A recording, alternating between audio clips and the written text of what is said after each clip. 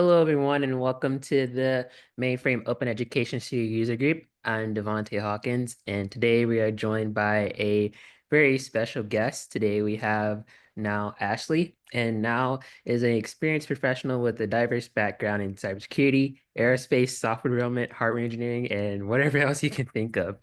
Niall is also a security administrator dealing with retail insurance sectors. He could program in Wax, HTML, Python, C Sharp. He has experience in public speaking, project management, leadership, and then outside of his everyday work, he volunteers for suicide prevention charities and teaches STEM at his local Air Cadet Squadron. And he's also a two-time IBM champion and a Tech Channel Rising Star. So now, welcome to the Student User Group session. So the first question I like to start off with is, and I ask everyone this when they come on, but what's your origin story? What's your mainframe origin story? How did you get started in this space? And tell us a little bit about your past experience.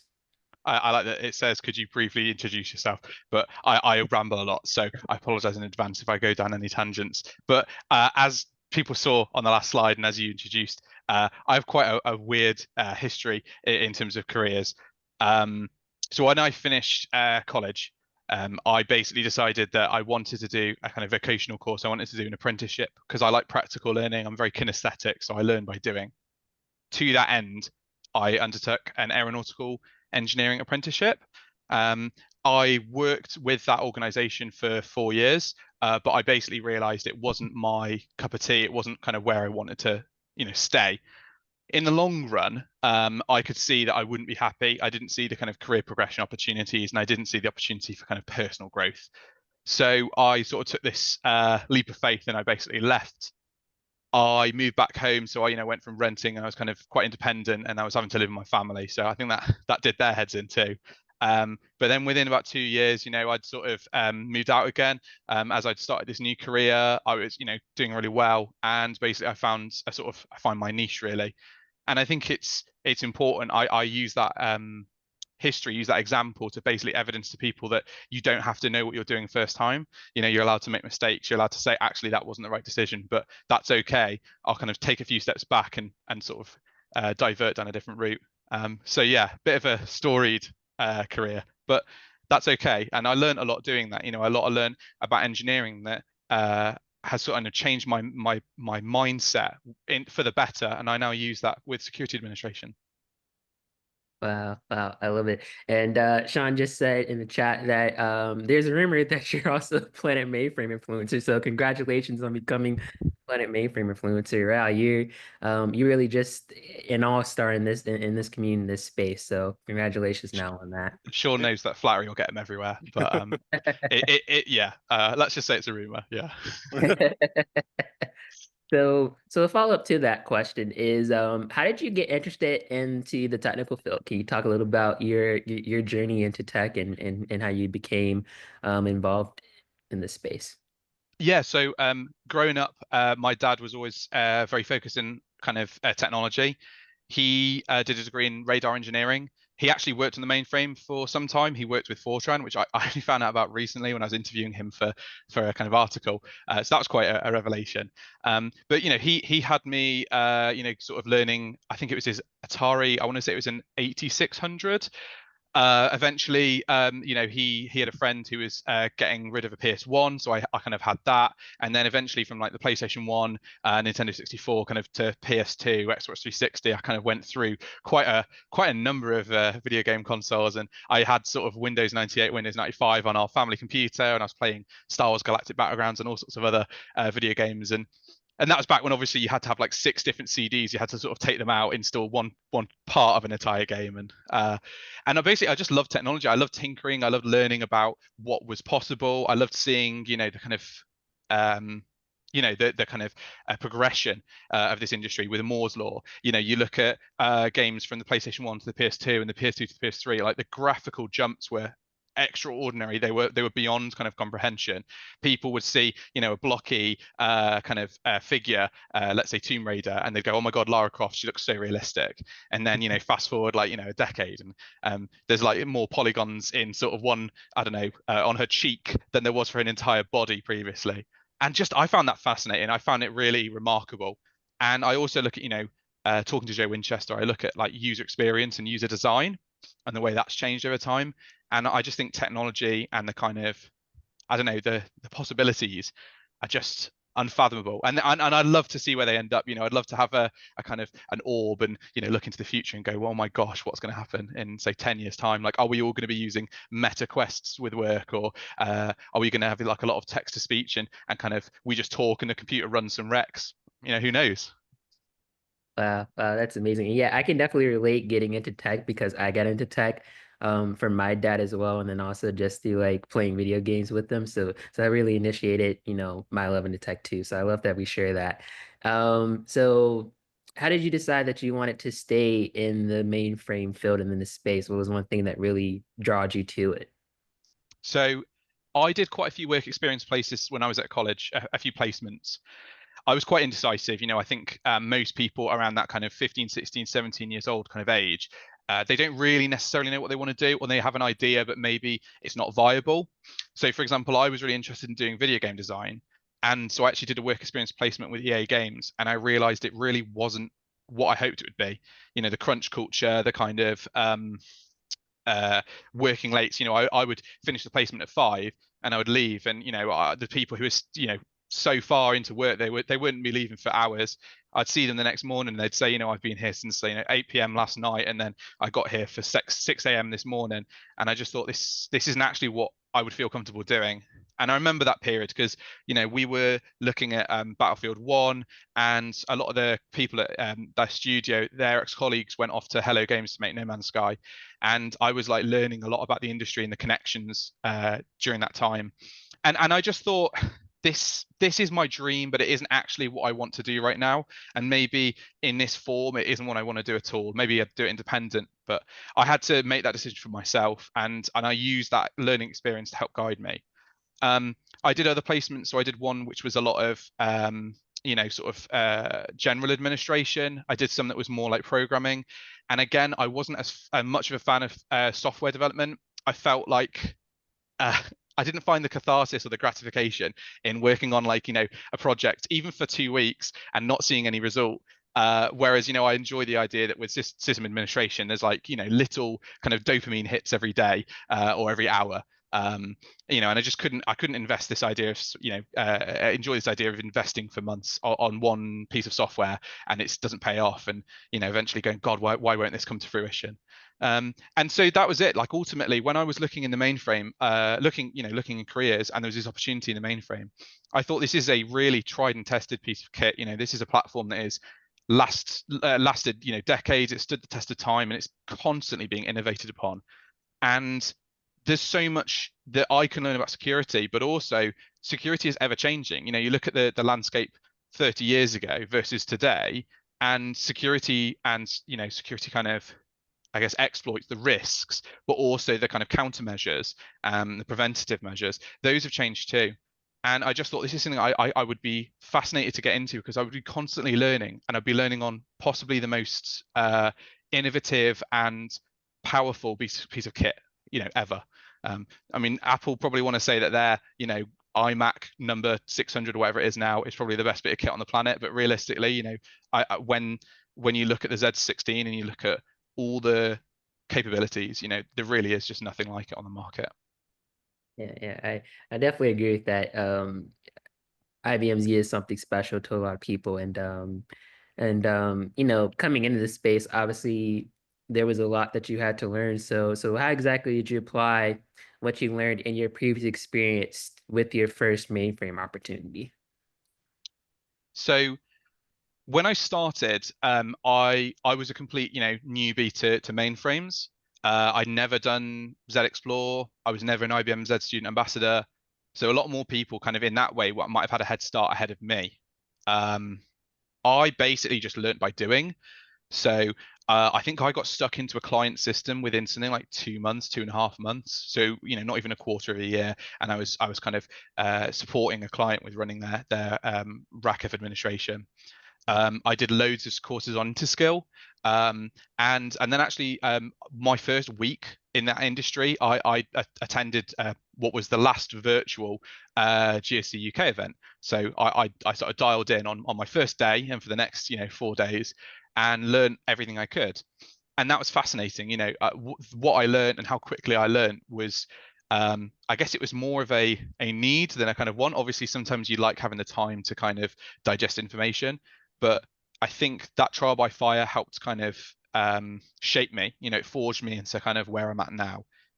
And then also with the experiences in engineering, I was used to sort of thinking about a sort of system, whether, obviously in this case it was an aircraft system, and thinking, how can we make this efficient? How can we optimize this? How can we basically make sure that this is safe and it's quality driven and it does its job? Obviously, you still can catch your flight from Gatwick to, JFK Airport, whatever.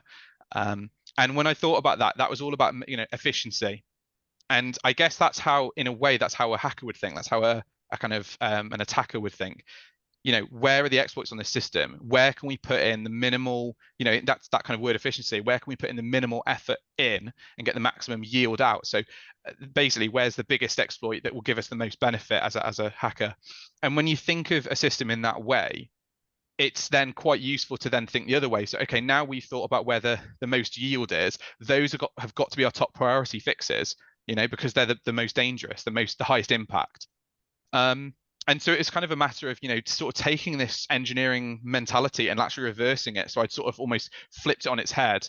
And it was, yeah, I think that was a really fun moment for me. It's kind of realizing that transferable skills don't have to be hard skills. Like if I'm drilling as a plumber, then I'm also able to drill as a, woodworker, or something like that. But these can be transferable skills can be almost a mentality. So yeah, I guess that was how I took it. I did all my technical training quite quickly, probably quicker than I anticipated. But I was reinforcing that with a mentality, I guess, that was in the right headspace. So, Neil, sorry, I have a question, Devante. Sure. Real quick. So you're kind of reverse engineering and doing like a framework of sorts. How do you approach a problem with like the aerospace engineering mindset that you speak of, or like this kind of engineering mindset that helps you out? Do you have like a basic framework that you can talk about, or is it just kind of more abstract? I guess it's got to be abstract because it can depend on a lot of variables. So in the same way that, you might have an A3 sort of 20 series aircraft, the differences between a 17, 18, 19, 20, 21, and then your NEOs, they're all marginal differences that will play a part, in how fuel systems and electrical systems are installed and how they're mounted and kind of, and then even possibly how they're tested. And I think that's the same for a system. You look at, for example, recently looking at security assessments. I've got, one client who has Z-Secure, but they wouldn't let us use it as part of their security assessment. So we had to do all of our testing kind of without that. But we had to take in mind that they did have it installed on their system. We've had another client who doesn't have Z-Secure at all, so we'd have to test it without. But we were paying attention to the fact that they didn't have it on their system. You've got clients who have it and let you use it. And then you've possibly got clients who don't even use RACF, they use ACF2, and then they may or may not have Z-Secure, they may use Guardium or some other product. And so I think the thing about kind of security is you have to be mindful of all the different variables because they will play a part. I was sort of talking to one of my peers recently, and we was talking about with a security assessment, you have all these checks to do if a class is active. But if the class isn't active, if the class isn't in use, you can just say not applicable, and all of a sudden as for all the checks you could do, they're not needed because that class might not be in use, that product might not be in use. And I think that's kind of the important thing to note is, you don't want to go in with this mentality of I've got like an 1,000-part checklist when actually you can constantly like cross bits out, like I don't need to test that because that's not relevant, or this is a higher priority now because this product is in use, and I know that, for example, I don't know, certain Opera commands profiles, they're really kind of dangerous if, the impact is high. So even though maybe the probability, not many people might have the knowledge to utilize sort of the system to their advantage, if you don't take into kind of due consideration the impact, then that kind of probability is meaningless. You look at a risk matrix, and it's sort of a 2 probability is low, but like a 10 impact is high. So it's sort of everything can be offset. And you look at certain classes and say, well, these profiles, there may only be a few profiles, but they're so important. So I don't know. I don't think there's one framework that I can kind of use and sort of interchange, but I think it's just about being open-minded and being adaptable. I think you can see a lot of people who and Z-Secure is a product that I absolutely love, and it makes my life so much easier when I'm doing security assessments and administration. But ultimately, you find a lot of people are dependent on it, and this is something I try to reinforce with whenever I talk about it. Like, don't rely on something as a crutch, because one day you might find a client doesn't use it, or it for whatever reason it crashes, and while that's being diagnosed, you have to be able to do your day-to-day work without Z-Secure. And Z-Secure's got so many different products within it, and again, they're all great, but again, you can't rely on them, so you have to think about these things. So I think it's just about being adaptable, and as I say, not having a crutch. Sorry, I went off on a big tangent there, but that's a good question. Really good topic is this idea of dependency. With how far we've developed things, all of a sudden there's so many tools that do all this stuff, but I do think there's a point when you rely too heavy on it, you don't really know how the tool is doing things in the first place. So I think it's an interesting point you brought up. That's not just I'd sort of give the caveat that it's not just software either, but we have clients who they say, like, I'd like access to this and I want my access to be permanent. And I always sort of say, like, okay, least privilege. Do you actually need this access every single day? Do you need that level of access? Do you need ultra access for the whole year, or do you actually need update access for a day?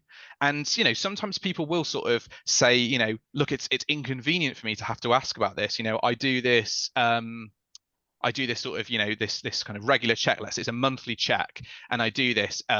It takes me like, a couple hours, and I do it the end of every month. And I sort of say to them, well, okay, but wouldn't it make more sense for us to give you access on a kind of, let's say we set up an account and we say that account's only valid certain days of the week, or it's only, say if it's every week, we only give you an account that can do Fridays or Mondays, or if it's a monthly thing, maybe we just give you temporary access at the end of the month. And yes, you have to ask every month, but that's only 12 times in a year. But if we give you access for the whole year, you've actually then got, say 52, maybe let's just say, Mondays and Fridays, let's just say something like 104 days in a year. But there's another 260 days that you don't need the access, but you have it for. And this is the thing, we have to talk about to people with security is, sometimes you like having access, it's convenient, and sometimes you don't want to have to ask for access, and you don't want to jump through the hoops, but that's our job. Like, unfortunately, making things secure is going to mean that there's a few more hurdles for you to get through. But again, you might want the kind of least, the least abrasion, the most streamlined path to your objective, which is, I just want to have access permanently, and I want to have the highest level of access. But can you imagine if every single person on the system said that? Can you imagine the anarchy that could ensue? So your attackers would love the efficiency. Oh, right? yeah, they'd love it. I mean, that's it. You talk about there's a certain type of cybersecurity person that would love it, but maybe not the one that you want. Yeah, right. Yeah. So kind of phrasing this last question in the personal story section. So you talked about being open-minded, right? And just having a growth mindset, which is something that not just mainframers, but everyone should adopt, right? So how exactly did you build not just your mainframe skills, but really skills overall, and throughout your entire career? What types of learning processes did you use, and work best, well, and what worked best for you, and what advice could you share for people that are having to jump into learning a new skill in such a short amount of time? How can they really be productive in their new role? I think it's really important that people are willing to take a risk, and that's not just people as individuals like myself, but also their managers are willing to let them, the sort of expression, you don't want to give enough rope for someone to hang themselves, but you want to give them enough rope that they can kind of explore, and they can sort of see where they can end up. I I was never, like I look at myself now and the public speaking that I do and writing articles. I hated English when I was growing up, like English as a core subject, not as a language. Oh, as a language, I speak it, so I can't hate it that much. But as a course at school, I hated it. I didn't understand what the value was with like alliteration and metaphors and subtext and any of that. And there's going to be people in the audience who are kind of going, oh, this guy's so uncultured. And I was, but it was only in pushing myself to write my first couple of articles that I then said, actually, sort of, do I enjoy this? And actually, can I get better? And I look at the articles that I wrote kind of, when I was working, as I say, my past kind of career when I was working at Airbus, and we released them in the internal kind of internal network. We had employee resource groups in our intranet, and I'd released articles primarily about mental health and disabilities. And they weren't to the same standard that they are now. And even then, I'd like to think my standard's higher now, but there may be critics in the audience who disagree that it's not up to par. But again, you push yourself. I look at the fact that public speaking, I did my first talk when I was at Airbus. I'd never done public speaking before that. Well, with one minor exception, but that was a public speaking competition that I lost at school. So again, but you don't come out of your comfort zone if you don't push yourself. And then again, I look at the fact that I did a keynote at GSE UK in November 2024. I would never have pictured myself doing a keynote previously. I would have been too afraid. There's a difference in scale between 50, 60 people in a room and potentially 300 people. But you just push yourself, and at the end of the day, you find that you're capable of so much more than you thought. You're not going to be Usain Bolt, but you could set yourself a personal best in the 100-meter sprint. And I think that's a really important thing. And as I say, I think it's important that managers give you that trust, and they say, look, this person, we're gonna send them to GSE, or we're gonna send them to Share, or we're gonna send them to any number of other, mighty mainframe. And we're gonna give them a chance, and we're gonna give them our full support and full backing. And when that works out, we're gonna be proud of them. And if it doesn't, we're gonna help them kind of we're going to reassure them. We're going to say, if you don't want to do it again, that's fine, but we're here to support you. And again, like I think when I look at like public speaking, I'd never done like a public speaking training course. When I look at articles, I'd never done like this is a course on how to write articles for LinkedIn or Planet Mainframe or anywhere like that. I just sort of push myself out there. And every time I write an article now, I learn something, and that's another thing is that, when I write presentations for public speaking, I learn about a topic. So, one of the articles that I'm kind of in the process of writing at the moment is about IBM's history with video games, because there's actually quite a lot of connections that IBM have had with the kind of video game industry over the years. And I'm learning so much just by doing research.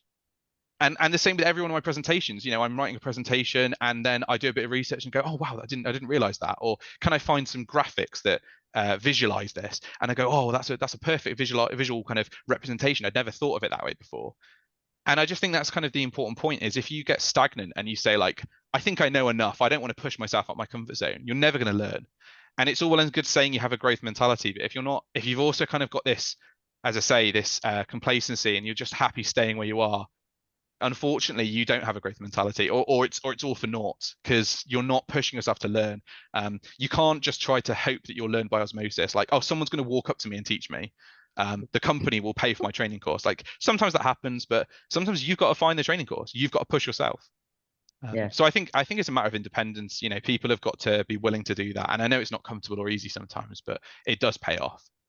Yeah, I love that. You definitely have to take the leap, right? Take the first step, and you never know unless you try. That's what I love to say. And we're definitely going to have to follow you up on that video game article, because I'm pretty sure a lot of our participants here would love to hear more about that and how mainframes go together. So before handing it over to Taylor, just I don't see any questions in the Q&A. So Taylor, you want to cover growing to serve?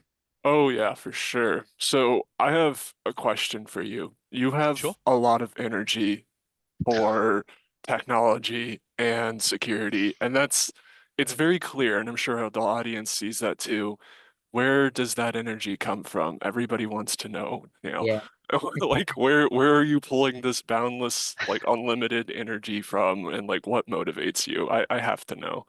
Yeah. So I get a lot of people saying, like, okay, just no, be honest with me, like, what are you smoking? Because I need that energy in the morning. It's funny. I used to drink alcohol, and I don't anymore. I don't really have energy drinks that often. Generally speaking, it's only when I'm doing D&D, and that's because my friends are like, let's do this session. We'll finish at like midnight. So I Mhm. am flagging by the end. Um, I think it's genuinely like a love of the job, a love of the platform. Because I don't know, ultimately I don't, as I say, I don't feel like I consume anything that makes me, I don't have a lot of caffeine or anything that I'd get kind of taken in by the police for sniffer dogs or anything. I just love what I'm doing, and I think that's kind of the hard part is sometimes when things don't work out, it's that much more demoralizing. So Mhm. if I am in the middle of writing an article and it's just not coming, the stars aren't aligning and it's not coming together the way I hope, that really upsets me and it kind of demoralizes me. And I think, do I still have the energy to finish this off? With presentations, it's kind of the same thing. When I'm writing a presentation, um, if it's not coming together, or maybe like some, I don't know, the formatting, like I'm quite particular. So if, for example, the transitions don't look right or the animations don't look right, I'm like, how can I fix this?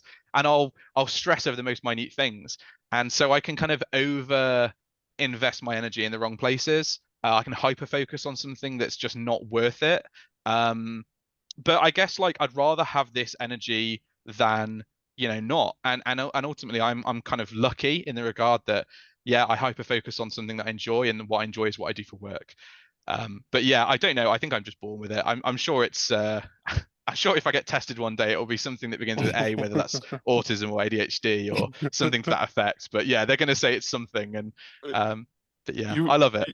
you've weaponized your passion to turn it into energy. That's my takeaway. And no, and that's spot on, yeah. And I think that's kind of the important point is, Yeah. people should enjoy the job that they do, love what you do. And then you won't have to try and find this energy. You won't have to be like, oh my God, like I need to find the willpower. You'll be like, well, actually, I love doing this, you know? And that leads right into this idea of like, what brought you into the mainframe community, because sometimes being part of these communities, it's, another layer of things that you have to do. It's another couple of hours on top of what you're already doing.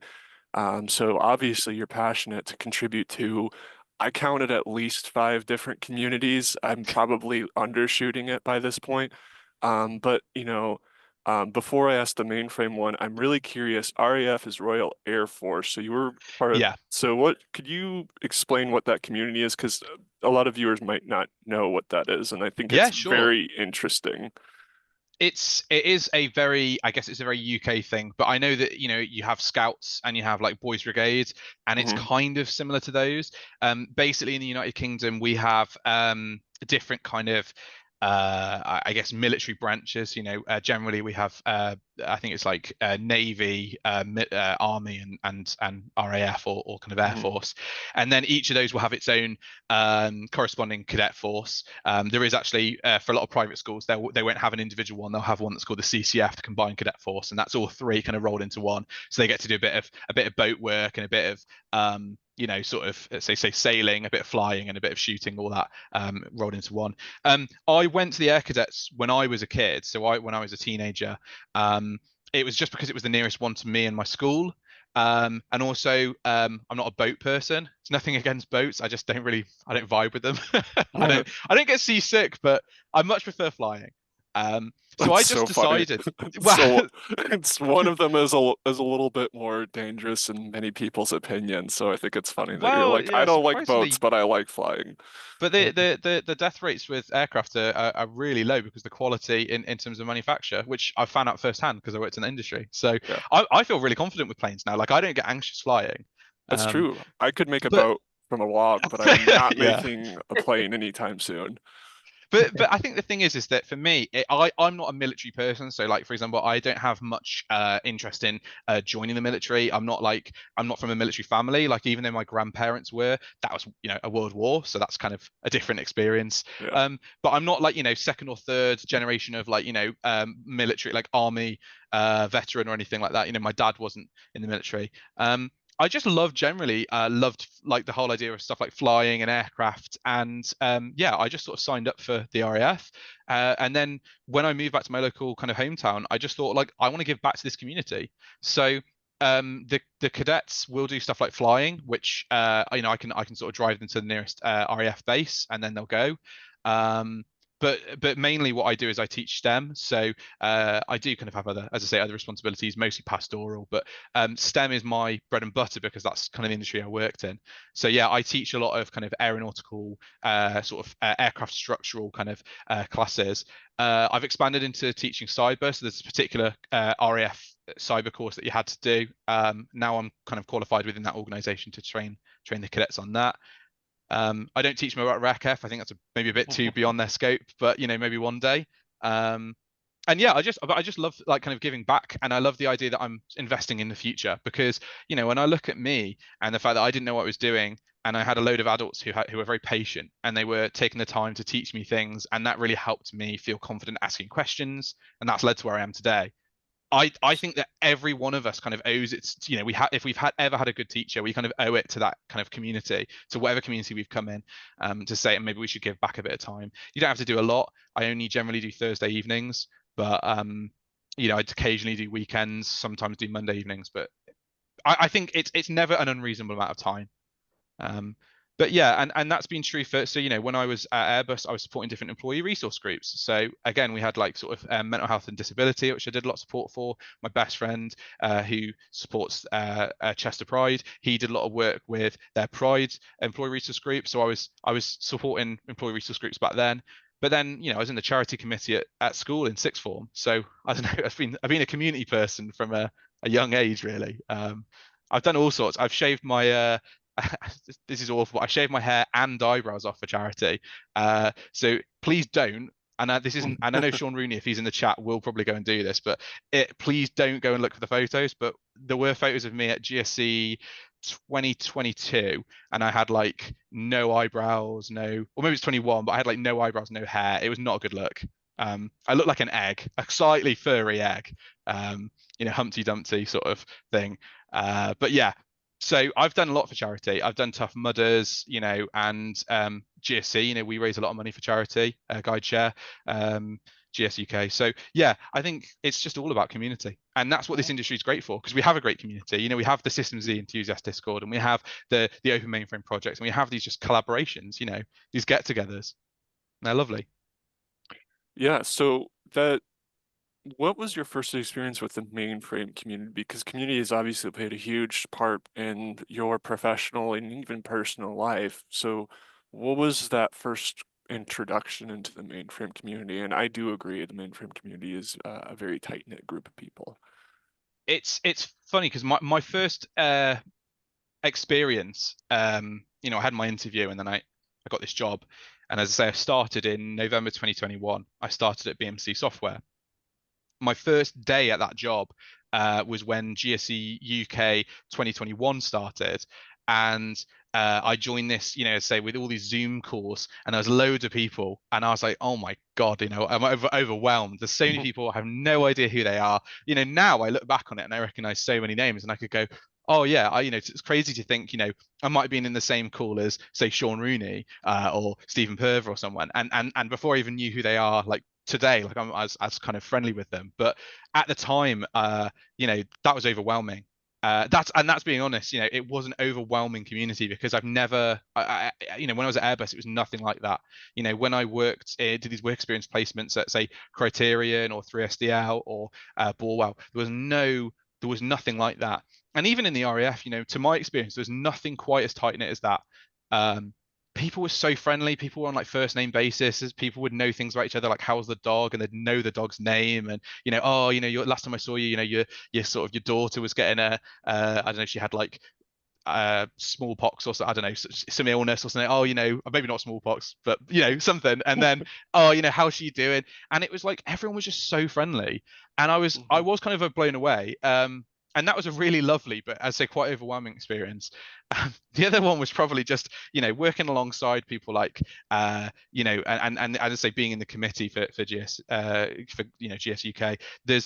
I would say, and as much as I love this community, you know, a lot of us, and myself included, are mad as a box of frogs. You know, like we're sort of a bit, you know, hectic, a bit dysfunctional, and I love that because, to be honest, like if everyone was, you know, normal, whatever that means by today's standards, you know, if everyone was normal, it'd be boring.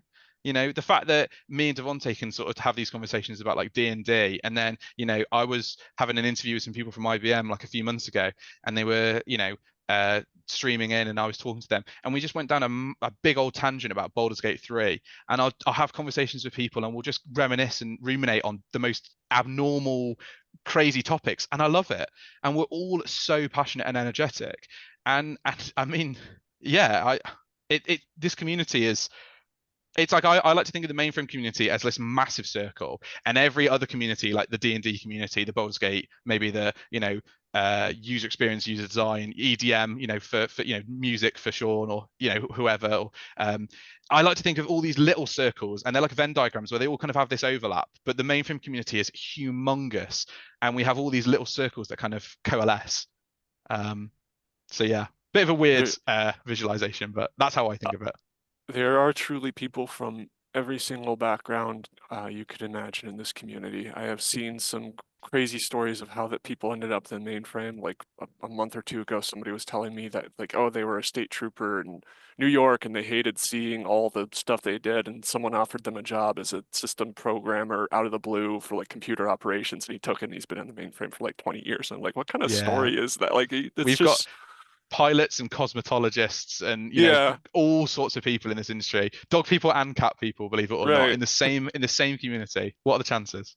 It's Yeah. so, we talk a lot about how do you plan to serve the community, and obviously you serve the community a bunch. So I kind of want to flip that around and say, like, how have you found value in the community yourself? Because you give all this time, and like, there's also stuff that you learn back from the community. And I'm curious, what is things that the community has helped you with, and like, what have you gained from being part of the community?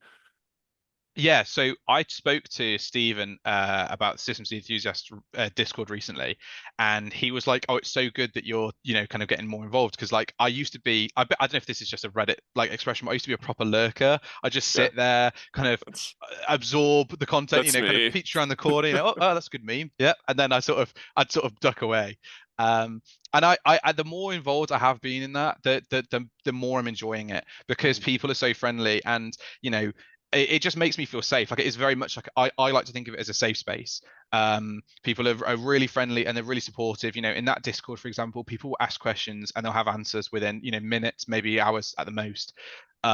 People will collaborate on projects regardless as to geographic kind of distances, and regardless potentially even as to organizations they work for, maybe competing organizations even. People just want to work together. They want to sort of work towards a better kind of future, a better kind of you know, end result. And that, to me, you know, as I say, I look at, you know, I think Emma and Stephen and Lionel and all these other sort of moderators in that Discord have probably put with a lot of my stupid kind of comments, or you know, I'll try to tie things back to a D&D reference. So you know, like you know, you can have a PhD, but that doesn't mean you're smart, because you know, street smart, because wisdom and intelligence are two different stats in D&D. And you know, I always do that, but they put up with me, and they sort of sometimes even egg me on, and they're all just lovely people, and it's such a great community. So when I think what I've got back, it's just a matter of feeling like belonging, really. You know, I've learned a lot, sure, and like there have been times where I've needed to ask questions and I put something in a chat and someone's answered me really quickly. But that's, I mean, I'm quite lucky that, you know, I've never been in a panic like, oh my God, Discord, help me, you know, everything's gone wrong and maybe this client's about to sue me. I've never had one of those moments, but I have had a lot of, I really feel safe and I feel belonging in this place. And that is just, as I say, I think that to me is the greatest thing that I've taken away. I talked to Stephen about, you know, sort of working together on projects in the future, and he's always so supportive. He's always so kind and patient, and he's just an awesome guy.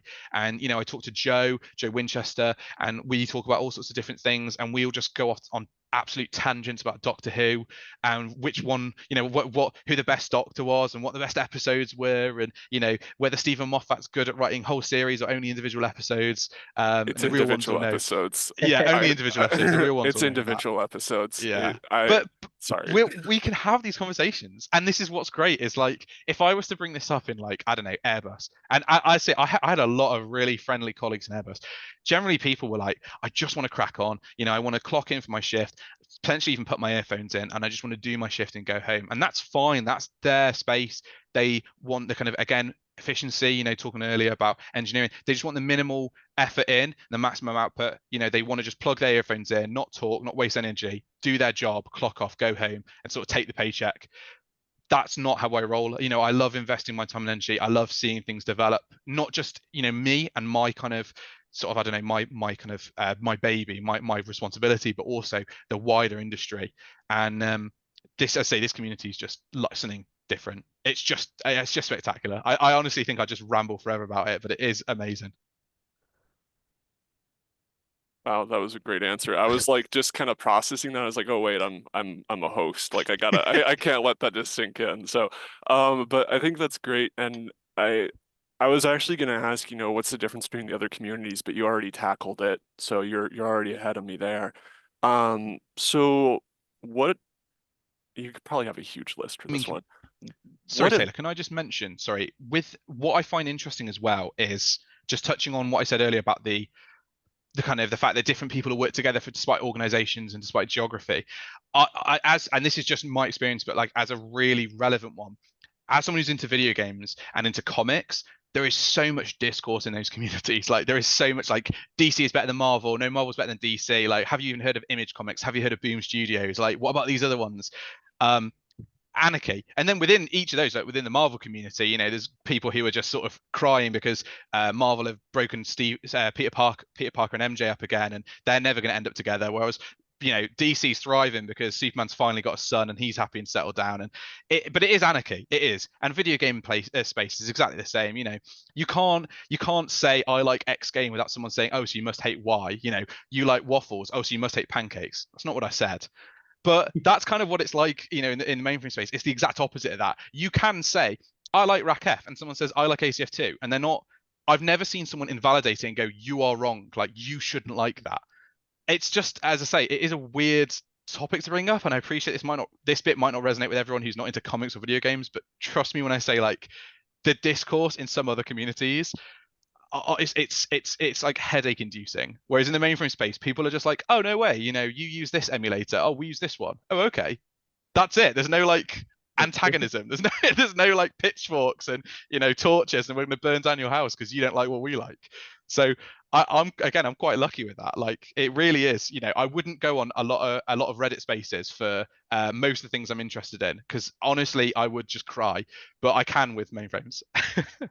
I will say this in the mainframe space, most people are understanding when it comes to those topics.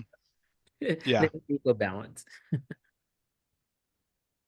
Yeah. So, back on the topic of community, because we're kind of closing in on the time here, what events are you going to, now or in the future, in the past that you'd recommend for the Um, mainframe specifically?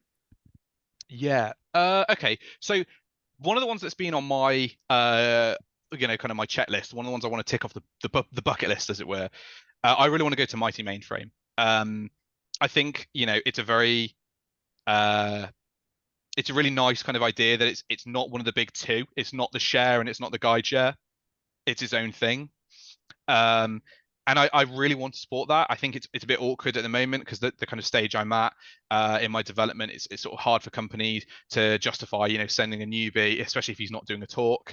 And it's by a lot of people might say, oh, that looks like a nice holiday in Croatia, which yeah, I'd quite like that too. But obviously, I would be there to learn. But I really want to go to Mighty Mainframe one day. I have hopes that sometime this year or next year, I want to go to Vanguard because I feel like that's perfect for a security enthusiast, someone who's focused on security. Don't get me wrong, again, guide share and share are really good, but security is one small part of that. Whereas this event is specifically about this, this kind of niche, this field. So yeah, I think Vanguard is one of the ones that I really want to go to. I will be going to GuideShare or GS UK because I'm part of that committee, and it'd be a bit silly if I didn't. But I'll also be going to GSE Nordic in June. I'm in the process of booking my flights, so I've kind of got my hotel sorted, and I just need to do that. Um, I think shares an interesting one. I know shares obviously like a massive thing in America. It is awkward for me to get a flight all the way over. Whereas obviously GSE or GS UK, just flights are kind of in between Europe or just driving in the UK is much more convenient than flying long distance, and the costs are obviously very different. But yeah, share is one I would love to tick off the bucket list one day. I appreciate it's a much further afield distance. I would like to do it. I don't know which one I'd be able to go to or when, and I know it changes location every time, so I can't commit to saying, share Cleveland and then I don't get to go.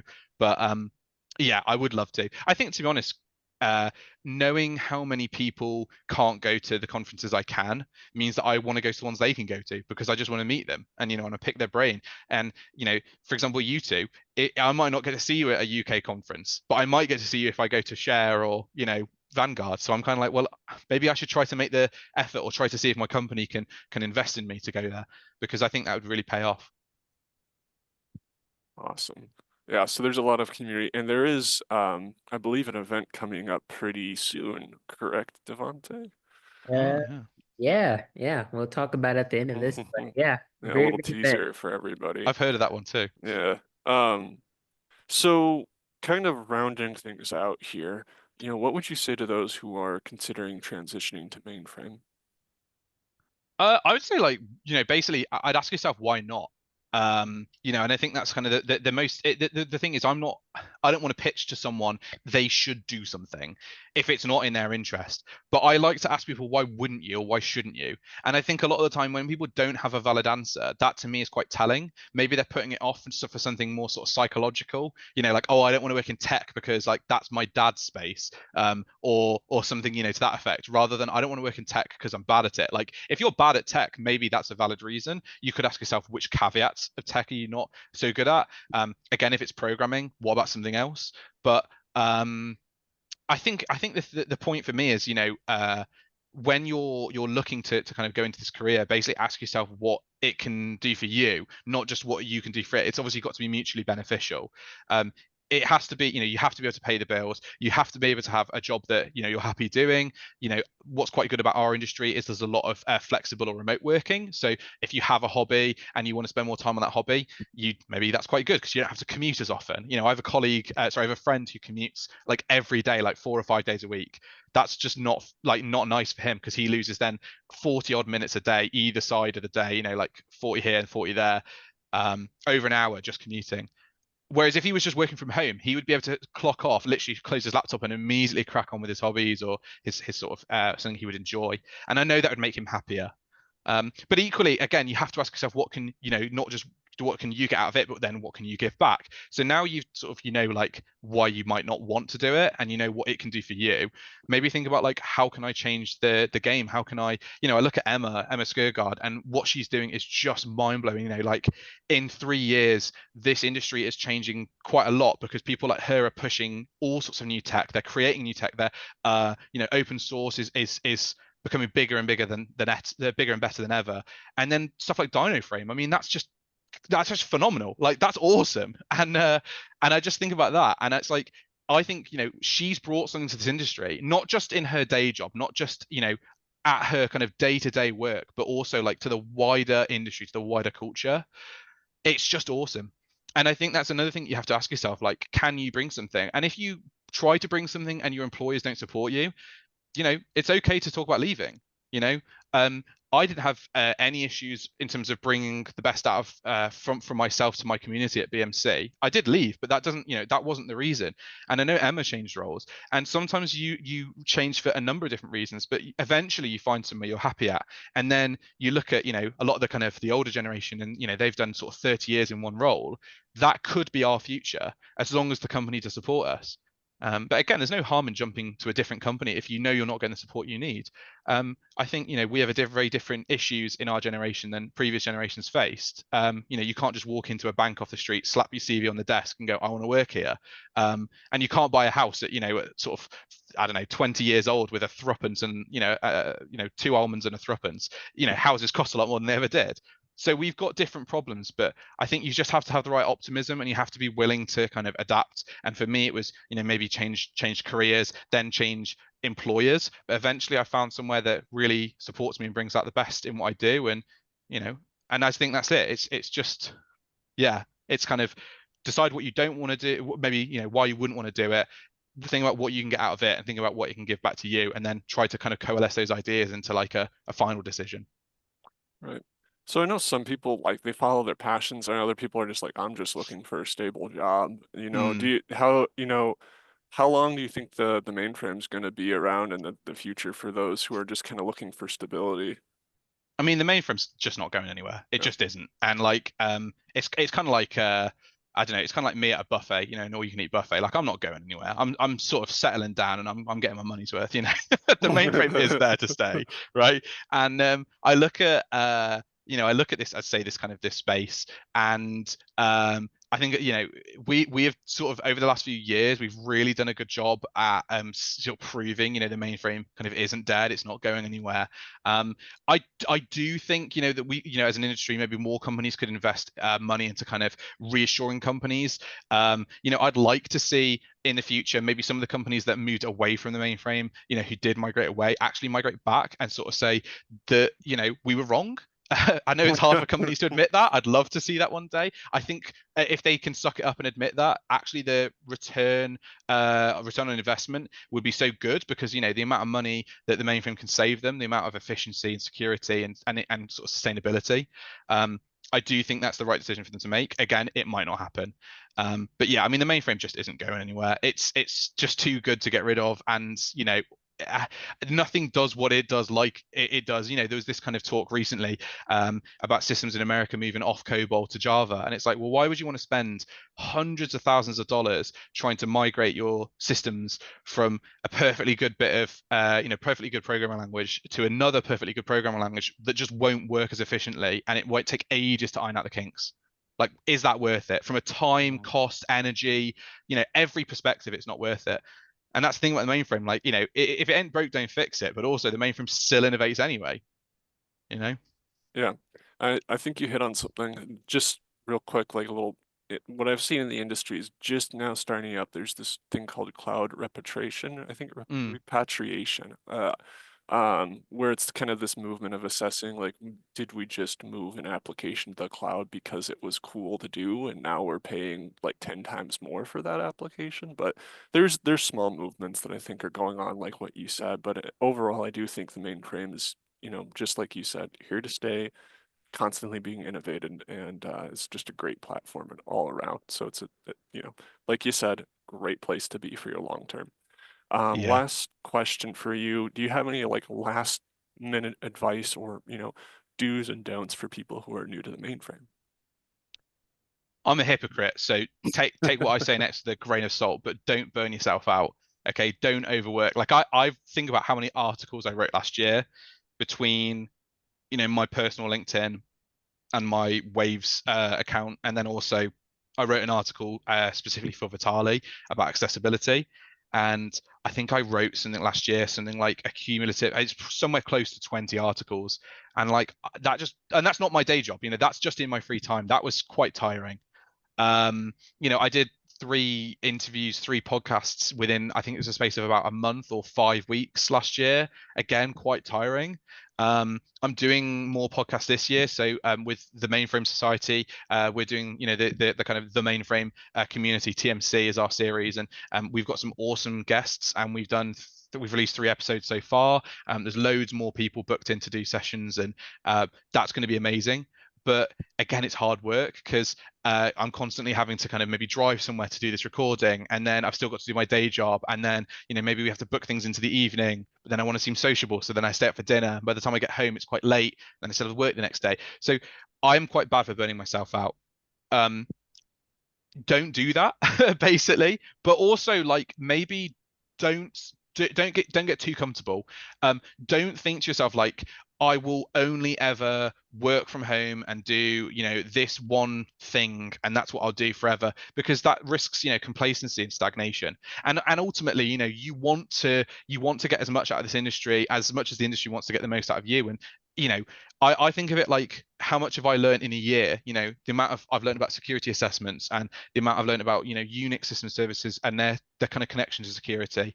Um, Even within like, you know, just 6 to 12 months, you know, I've learned so much. And you wouldn't kind of learn that if you just sit down and say, well, I just do RACF admin. That's my day job. Or I'm just a DBA. I'm just a database administrator. That's my day job. I'm not here to learn. You know, again, I've done a lot of overtime. I've done a lot of, I'm looking to support the on-call rotor again. It's loads of things that just kind of, you know, so unfortunately, sometimes you don't learn like you do until it's 2 a.m. You've been called out and, oh my God, the system's, you know, not in a good place. And that's when you're frantically searching the syslog for an ICH4AI or, you know, some other message that explains the problem, you know, until you've had an issue that's, you know, caused a change to be cancelled and you're having to look through the SMF records. But those are when you learn really, really well. And if you just decide, you know, it's not what I'm paid for, or, oh, well, it's a bit too much effort, unfortunately you're not going to learn as much, and then you might get left behind by, you know, your peers, not just in terms of like responsibilities but essentially in terms of pay. So yeah, don't burn yourself out, but do be willing to kind of push yourself a little bit further than you think you might be capable of, you know, to learn more and to try new things. You don't have to be perfect on day one, you know, you don't have to be superhuman, but you can learn from your mistakes, and we all can, and there's a lot of room for growth there. Well, that was awesome. You know, I think I'm all out of questions for you, but I'm sure we could talk for like a whole day straight with the amount Easily. of energy you have. I actually fall asleep after I drink a Red Bull sometimes, so I'm like caffeined out. I have problems with caffeine, I think. But anyway, I digress. Thank you so much for your time, My pleasure. Niall. We really appreciate your input, and I think a lot of people will find your knowledge very useful on their career path. So I hope thank you so. so much And for your time. if anyone's got any questions, they can message me on LinkedIn. More than happy to network and to just talk about these things. I'm an open book, basically. All right, awesome. Well, thank you again now. And moving forward here, so um, what exactly is the Mainframe Open Education Project? So our job is to provide a open source knowledge sharing community where you can contribute and just collaborate and help shape the future of learning about the mainframe. And one of the big assets that we have in the Open Mainframe Education Group is the Git book. So right now we have 5 different chapters ranging from the foundational mainframe technology to career path opportunities. And then also we're adding in new sections currently about up and current events and just personal stories about mainframers in their everyday life and how you can and how you can connect with them. And another way that you can also help contribute is by signing up to be a contributor on the Git book. So if you have content that you would like to share with others through open source, reach out to anyone on this panel. We can help you get you started on being a contributor for our Git book. We're always looking for new ways to create content, whether that's in the form of visual aids, videos, TikTok style content, you know, you name it. If you have something that you want to contribute, just let us know. And then also you do get to earn a badge that you can showcase on LinkedIn and on your profile to show that you're contributing to the next generation of open source content. So let's see. And another thing that we do have to share is that something big is happening, and it only happens every 3 years, as everyone knows in the mainframe space, and that is IBM Z Day. So IBM Z Day is officially happening in 5 days, 22 hours, 1 minute, and 34 seconds. And you can register now. We'll be sure to send out the link somehow. But you can go and register now, and there are 3 different tracks associated with Z-Day. There's IBM Z Next, AI and data, and then app dev and IT ops. And then also you can earn 4 digital badges at Z-Day. So this is really an opportunity for you, especially those new, especially for those new in the new to Z community to celebrate a next generation mainframe system, and then also earn 4 badges throughout this time. So we'll be sure to share the link, but please make sure that you do register for IBM Z Day Special Edition. Trust me, it is going to be a spectacular day that you will probably never forget. And let's see. Before we end, do we have any last minute questions or anything like that? Let's see. Oh, thank you, Kathleen, for putting the link to the Git book in the Q&A. Good. Awesome. Well, thank you again. No, I'm pretty sure that everyone watching live and then also watching on the recording will definitely take a lot away from what you shared. We are incredibly grateful to have you as part of this awesome community, and we wish you the best success going forward in your career.